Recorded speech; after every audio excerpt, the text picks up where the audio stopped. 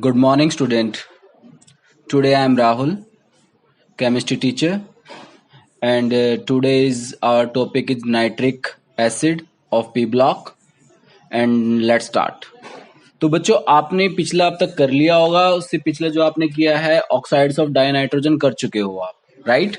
ठीक है, तो आज हम जो करेंगे नाइट्रिक एसिड करेंगे, उसके नोट्स आपके पास सामने हैं, ठीक है, आप देख सकते हो साथ के साथ। तो सबसे पहला जो है नाइट्रिक एसिड क्या है बेटा, आपको पता ही है nitric acid is a strong acid, clear?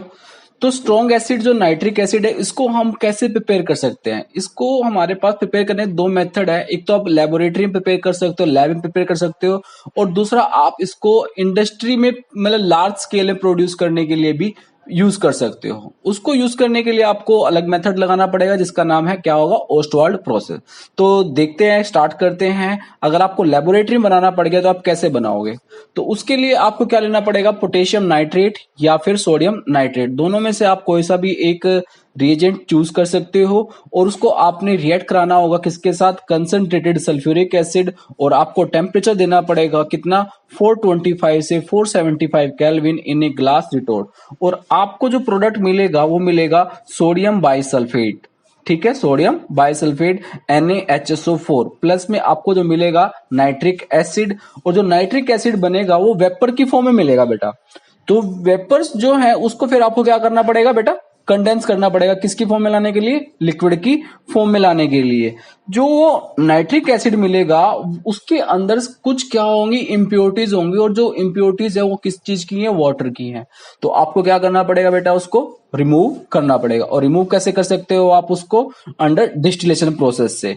तो यही है कि जो आपको एनहाइड्रस, एनहाइड्रस का मतलब क्या होता है बेटा, जिसके अंदर वाटर ना हो। तो anhydrous nitric acid can be obtain bye distillation of concentrated aqueous nitric acid with the help of किसके साथ, P4O10। जो P4O10 है ये आपका डिहाइड्रेटिंग एजेंट है, मतलब ये क्या करेगा, वाटर को रिमूव करने में क्या करेगा, हेल्प करेगा। क्लियर हो गया? अगर आपको लार्ज स्केल पे बनाना है तो मैंने आपको बताया था, तो आप ओस्टवाल्ड प्रोसेस लगाते हो। तो ओस्टवाल्ड प्रोसेस में आपको कैसे किस किस की हेल्प मिलती है, किस किस की जरूरत पड़ेगी, आपको लेना पड़ेगा अमोनिया। आपको क्या करना पड़ेगा कि अमोनिया को पहले ऑक्सीडाइज करना पड़ेगा, ठीक है, किसकी हेल्प से, विद रिएजेंट जो आप यूज करोगे, कैटलिस्ट यूज करोगे, प्लेटिनम एट ए टेम्परेचर कितना, 500 केल्विन, और प्रेशर कितना लोगे आप, 9 बार लोगे आप। तो आपको क्या मिलेगा बेटा, नाइट्रिक ऑक्साइड NO मिलेगा, और प्लस 6 मोल ऑफ वाटर। जो नाइट्रिक ऑक्साइड है बेटा ये फर्दर क्या करेगा, ऑक्सीडाइज होकर NO2 बना लेगा।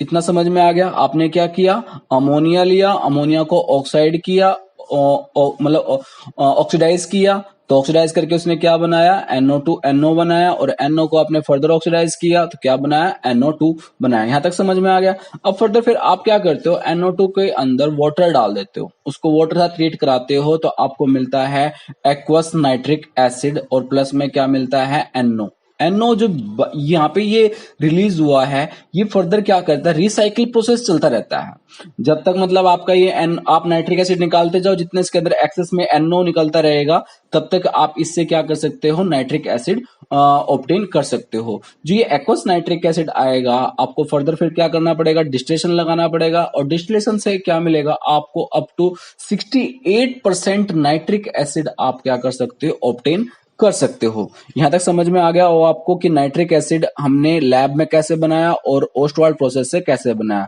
लैब में सिंपल आपने नाइट्रिक एसिड सोडियम नाइट्रेट लेना है और उसको कंसंट्रेटेड सल्फ्यूरिक के साथ ट्रीट करना है, और ठीक है, और लेबोरेटरी में आपको 2-3 स्टेप में करना है। पहले अमोनिया को ऑक्सीडाइज करना है, NO बनेगा, NO को फर्दर ऑक्सीडाइज करना है, NO2 बनेगा, और NO2 को फर्दर आपने वाटर के साथ रिएक्ट करा के क्या बनाना है, नाइट्रिक एसिड बनाना है। क्लियर? ओके। इसके बाद है इसकी प्रॉपर्टी, क्योंकि जो नाइट्रिक एसिड हम बना रहे हैं इसकी क्या क्या प्रॉपर्टीज हैं, इसकी property, physical property, chemical properties, boiling point, melting point, just इस तरह की हमने क्या करना है, इसमें डिस्कस करना है। ओके, तो सबसे पहले आती है प्रॉपर्टी। कहता है कि जो अगर प्योर अगर आपके पास नाइट्रिक एसिड है तो कैसा होगा बेटा, कलरलेस लिक्विड होगा, क्लियर। अगर आपका जो नाइट्रिक एसिड है इम्प्योर है तो किस फॉर्म में होगा, वो येलो इन कलर का होगा। और जो येलो कलर के है वो किसकी वजह से है, due to presence of nitrogen dioxide. अगर उसके अंदर NO2 की कुछ इम्प्योरिटीज हैं तो इसका मतलब है वो ब्राउन कलर का पता चल जाएगा, आपको येलो कलर का पता चल जाएगा कि भाई हाँ ये येलो कलर का जो नाइट्रिक एसिड है वो कैसा है, इम्प्योर है, जिसको हम बोलते हैं फ्यूमिंग नाइट्रिक एसिड। लैब के अंदर बेटा आपको दो टाइप के नाइट्रिक एसिड मिलते हैं, ठीक है। एक तो मिलता है प्योर कंसंट्रेटेड नाइट्रिक एसिड जब आप हायर क्लासेस में जाओगे, और एक मिलेगा फ्यूमिंग नाइट्रिक एसिड। जो फ्यूमिंग नाइट्रिक एसिड है वो क्या है, थोड़ा सा मतलब ये लगा सकते हो कि हाईली डेंजर है, ठीक है। तो उसमें फ्यूम्स ज्यादा निकलती हैं, और जो फ्यूम्स किसकी होंगी, वो नाइट्रोजन ऑक्साइड्स की होंगी। आपको एक क्वेश्चन ये है कि आपसे कोई पूछे फ्यूमिंग नाइट्रिक एसिड क्या है, तो आप क्या बता सकते हो, सर ये नाइट्रिक एसिड की क्या है, इम्प्योर फॉर्म है। क्लियर। और इम्प्योर फॉर्म है तो सर इसमें ये किस चीज की होती है, सर नाइट्रिक एसिड के साथ कुछ NO2 की क्या होती है, इम्प्योरिटीज होती है, और इसका जो कलर होता है वो कैसा होता है, येलो इन कलर का होता है। क्लियर। यस। इसके बाद कहता है कि थर्ड पॉइंट जो बोलता है, corrosive action on skin and produce painful blister. Next है, it form a constant boiling mixture with water which contain 68% of acid. ये इसकी क्या है, कुछ प्रॉपर्टीज है। नेक्स्ट पेज पे चलिए आप, नेक्स्ट पेज पे आप चेक करिए क्या लिखा हुआ है। इसके बाद हमने केमिकल प्रॉपर्टीज कर रहे हैं, जिसे मैंने बताया है कि क्या, कि जो गैसियस स्टेट में अगर आप नाइट्रिक एसिड का स्ट्रक्चर देखते हो तो वो बिल्कुल प्लेनर मॉलिक्यूल की तरह दिखता है। आपसे पूछ सकता है कि भाई गैसियस स्टेट में नाइट्रिक एसिड की जो स्ट्रक्चर होती है वो कैसी होती है, तो आप क्या बताओगे, प्लेनर बताओगे। क्लियर। अगर इन एक्वा स्टेट में बात करें, जो नाइट्रिक एसिड होता है वो behave as a strong acid की तरह बिहेव करता है, क्योंकि ये हमें क्या देता है, हाइड्रोनियम आयन एंड नाइट्रेट देता है। आप देख पा रहे होंगे नाइट्रिक एसिड को जब हमने क्या किया, वाटर के अंदर डाला तो इसने क्या बनाया, हाइड्रोनियम आयन और नाइट्रेट आयन बना लिया, ठीक है। और नाइट्रिक एसिड मैंने आपको बताया था किसका काम करता है बेटा, स्ट्रॉन्ग ऑक्सीडाइजिंग एजेंट का काम करता है। और ये मेनली जो अटैक क्या करता है, अटैक भी करता है मतलब किस साथ रिएक्ट करता है, जो मोस्टली आपके मेटल्स होते हैं, एक्सेप्ट किसको छोड़कर, नोबल मेटल। नोबल मेटल कौन सी बेटा आपकी, जैसे गोल्ड प्लेटिनम हो गए, उनके साथ इसका भी रिएक्शन कम होती है। क्लियर। तो नाइट्रिक एसिड जो होता है वो स्ट्रॉन्ग ऑक्सीडाइजिंग एजेंट होता है, और मोस्टली मेटल के साथ एक्सेप्ट किसको छोड़कर, नोबल मेटल के साथ क्या करता है, रिएक्ट करता है। ये इट रिएक्ट विद बेस, अगर आप इसको बेस के साथ रिएक्ट कराएंगे तो क्या बनाएगा, सोल्ट एंड वाटर बनाएगा, जो तो हमें पता ही है। अगर आप एसिड को बेस के साथ रिएक्ट करोगे तो क्या बनाएगा, सोल्ट एंड वाटर। तो आप यहाँ दो एग्जांपल देख सकते हो, सोडियम हाइड्रोक्साइड और कैल्शियम हाइड्रोक्साइड की हमने रिएक्शन करा के दिखाई हुई है। नेक्स्ट दिखाया हुआ है कि जो नाइट्रिक एसिड है वो क्या करता है, जो कार्बोनेट्स होते हैं उनको क्या करता है, डिकम्पोज कर देता है, किसमें, CO2 में। जैसे कि हमने यहाँ पे सोडियम कार्बोनेट ले रखा है, Na2CO3 को किस में कन्वर्ट कर रहा है, ये आपको नाइट्रिक एसिड प्लस में CO2 और वाटर के अंदर। क्लियर। नेक्स्ट है ऑन हीटिंग, अगर आप नाइट्रिक एसिड को हीट करते हो तो ये फर्दर डिकम्पोज जाता है किसके अंदर, NO2 plus O2 plus H2O। Clear. इसके बाद है एक्शन ऑन मेटल, यहां से आपको थोड़ा सा इंपॉर्टेंट है, अब तक मैंने इसमें सिर्फ आपके लिए इतना इंपॉर्टेंट यही है थोड़ा सा कि गैसियस स्टेट में नाइट्रिक एसिड स्ट्रक्चर जो होता है प्लेनर होता है, और जो नाइट्रिक एसिड होता है वो स्ट्रॉन्ग ऑक्सीडाइजिंग एजेंट का काम करता है, और नाइट्रिक एसिड जो होता है मेटल के साथ रिएक्ट करता है और नोबल गैस के साथ रिएक्ट नहीं करता, और नाइट्रिक एसिड बेस के साथ रिएक्ट करके क्या बनाएगा बेटा, सोल्ट बनाएगा। क्लियर। ये हमने कब तक पढ़ चुके हैं। अगर हम बात करें एक्शन ऑन मेटल, तो मेटल के साथ क्या करता है बेटा, नाइट्रिक एसिड डिफरेंट मतलब रिएक्टिविटी शो करता है। जैसे मैंने लिखा हुआ कि when nitric acid react with metal different product are form depend upon the किसकी, वो कंसंट्रेशन ऑफ नाइट्रिक एसिड, कि भाई आप नाइट्रिक एसिड अगर आप डाइल्यूट यूज कर रहे हो तो ये कुछ और प्रोडक्ट बनाएगा, और कंसंट्रेटेड यूज कर रहे हो तो कुछ और बनाएगा, हॉट यूज कर रहे हो, कोल्ड यूज कर रहे हो, तो उसका आपको पता होना चाहिए। ठीक है। तो यहाँ पहला है रिएक्शन विद नाइट्रिक एसिड। तो नाइट्रिक एसिड के साथ हम, जब आपको पता ही है अगर मेटल के साथ अगर हम एसिड को रिएक्ट कराते हैं तो हाइड्रोजन गैस रिलीज होती है, आपने 10th क्लासेस में पढ़ा होगा, पॉप साउंड जिस वाला। क्लियर। तो ये आपका ठीक है। इसके बाद आप नेक्स्ट पेज में मूव करिए, थर्ड पेज पे हमने यहाँ पे क्या किया, जो आपकी मोर रिएक्टिव मेटल है, मोर एक्टिव मेटल जैसे जिंक हो गया, जिंक को मैंने जब क्या किया, कोल्ड डाइल्यूट HNO3 के साथ, इसमें पेपर में आता है बेटा राइट द प्रोडक्ट, आपको जिंक दे देगा और डाइल्यूट HNO3 दे देगा। ठीक है, तो बताओ प्रोडक्ट क्या बनेगा। तो आप एक बात ध्यान रखना, जितने भी मैं अभी मेटल के साथ रिएक्शन करा रहा हूं, तो ये जिंक नाइट्रेट कॉपर नाइट्रेट तो बनाएगा बनाएगा, NO3 ट्वाइस तो बनाएगा ही बनाएगा, और साथ में क्या बनाएगा वो आपको ध्यान रखना है। अगर जिंक क्या करता है, नाइट्रिक एसिड के साथ रिएक्ट करता है, जिंक नाइट्रेट बना दिया और साथ में क्या रिलीज किया इसने, अमोनियम नाइट्रेट, किसके साथ, when cold dilute HNO3 use करोगे तो आप, ठीक है, ध्यान रखना मैंने क्या बताया, कोल्ड डाइल्यूट HNO3 रिएक्ट करता है तो अमोनियम नाइट्रेट बनाता है। अगर हॉट डाइल्यूट HNO3 यूज करोगे तो जो अमोनियम नाइट्रेट बना था वो फर्दर डिकम्पोज हो जाएगा और किसमें कन्वर्ट हो जाएगा, N2O में। क्लियर हुआ। जिंक का बेटा ध्यान रखना है, कोल्ड में अमोनियम नाइट्रेट बनेगा और हॉट में वो ब्रेक हो जाएगा, क्योंकि हॉट में क्या देना पड़ेगा आपको, ज्यादा उसको हीट करना पड़ेगा, हीट करने पर वो टूट जाएगा, ब्रेक हो जाएगा। ठीक है, अब बात करते हैं लेस एक्टिव मेटल। हाँ, इसी में एक जिंक का और कर लो आप, देखो नीचे है एक रिएक्शन देखी हमने, जिंक में कंसंट्रेटेड नाइट्रिक एसिड, तो नाइट्रिक एसिड में कंसंट्रेटेड में आपको NO2 प्रोडक्ट मिलता है और डाइल्यूट में बेटा आपको N2O मिलेगा, ये ध्यान रखना। ठीक है, तो हमने क्या किया, कॉपर को जब डाइल्यूट HNO3 के साथ रिएक्ट कराया तो कॉपर नाइट्रेट प्लस में नाइट्रिक ऑक्साइड मिला, जबकि आप कंसंट्रेटेड में यूज करते हो तो NO2 रिलीज होती है। तो ध्यान रखना, कंसंट्रेटेड में आपको NO2 प्रोडक्ट मिलेगा और डाइल्यूट में in case of A copper NO मिलेगा और in case of a zinc आपको क्या मिलेगा, N2O मिलेगा। ध्यान रखना, N2O होता है नाइट्रस ऑक्साइड और NO होता है नाइट्रिक ऑक्साइड। क्लियर हो गया होगा।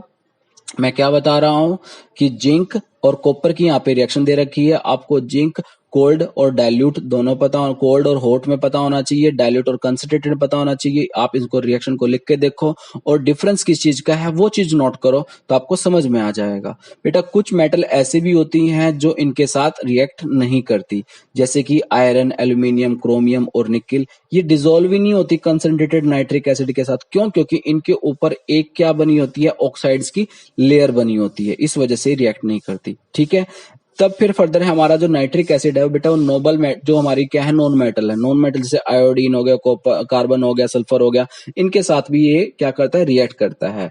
और जो ये क्या करता है, क्योंकि हमें पता है नाइट्रिक एसिड क्या होता है बेटा, ऑक्सीडाइजिंग एजेंट होता है, तो ये आयोडीन को पर आयोडेट, इसको HiO3 को हम बोलते हैं पर आयोडिक एसिड, ठीक है, पर आयोडिक एसिड, ठीक है, उसमें कन्वर्ट करता है। और आप देख पा रहे होंगे सारे के सारे जितने भी नाइट्रिक एसिड के साथ रिएक्शन करी हुई है, NO2 और वाटर, NO2 और वाटर में कन्वर्ट कर रहा है।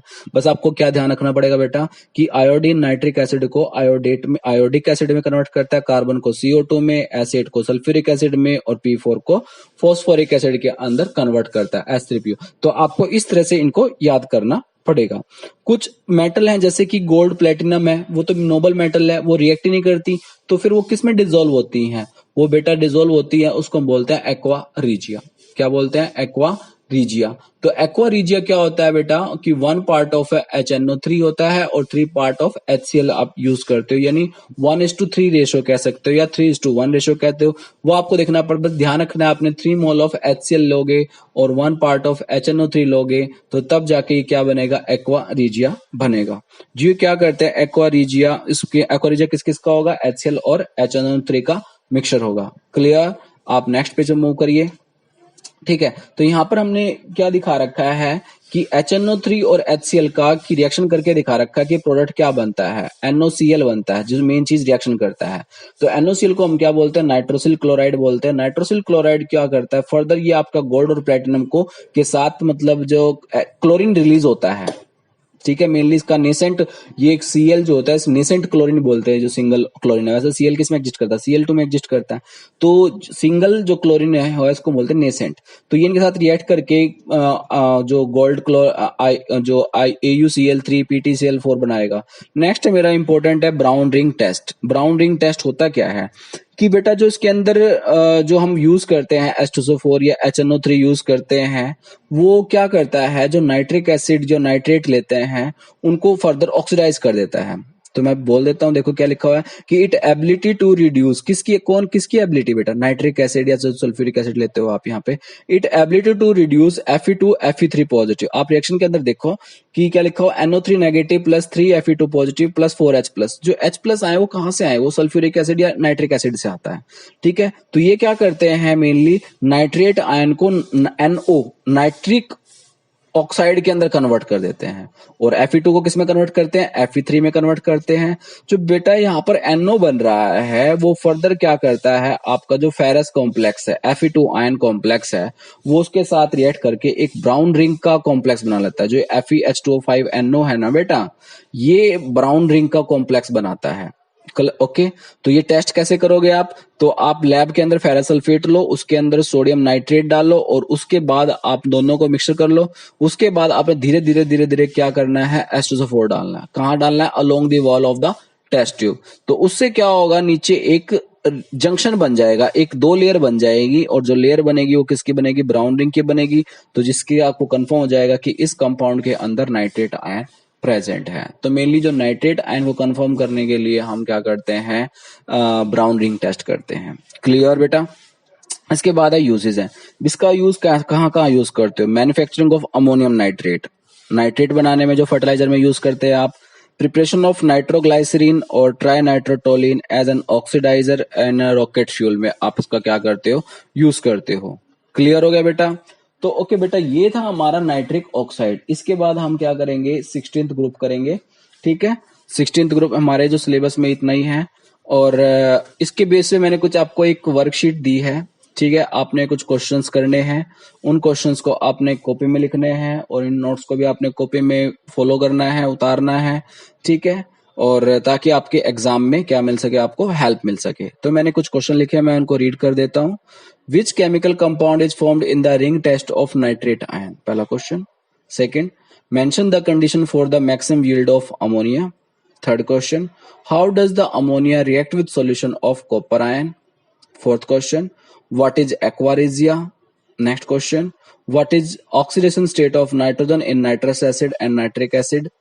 Next question, why does ammonia act as a Lewis base? Next question, how copper and zinc metal can give different product on reaction with nitric acid? Okay बेटा, तो this is our nitric acid and कुछ ये आपको हमने क्या दिया है, questions दे दिए हैं। ओके